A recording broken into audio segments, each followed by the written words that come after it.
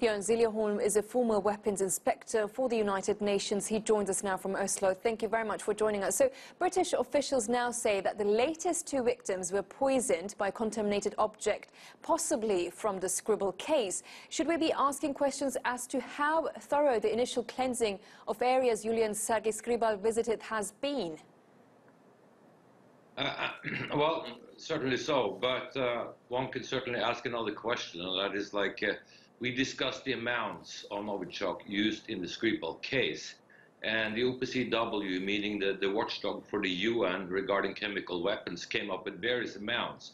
They started up with like 50 grams and then down to an amount which is as low as what possibly could be used / produced by a lot of the nations that have been signers to the Chemical Weapons Convention. So what we are saying here is that, yes, it can certainly be either they could be linked or could not be linked. The problem is that there are institutions and countries in the world that has the right to basically produce for very low quantities this chemical. So we're back to who did this, and we're again asking the same questions. We might not know while we assume. But Jan, how concerned do you think the public should be that there may be more contaminated objects out there? Well, certainly they should be concerned, and the novichok compound, it's a nerve agent like VX and sarin and stuff like that, does not, well, decompose rapidly.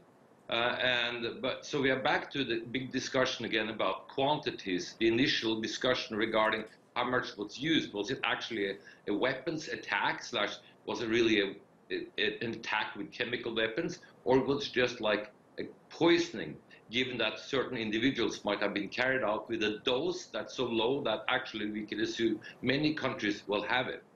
So the quantity is a big deal, and they could be concerned, but on the other hand, we know that as far as the Chemical Weapons Convention goes and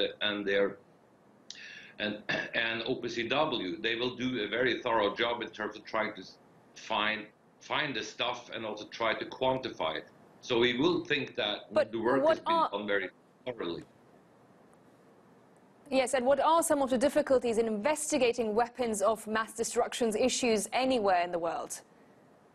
Well, it's certainly it's a huge problem, because what we see is that we see the politics are really running ahead of basically the analysis. And the watchdog that's supposed to carry out the analysis had at one point not the right to anyway assume that anybody did it. Their only role was to basically define whether the compound was there.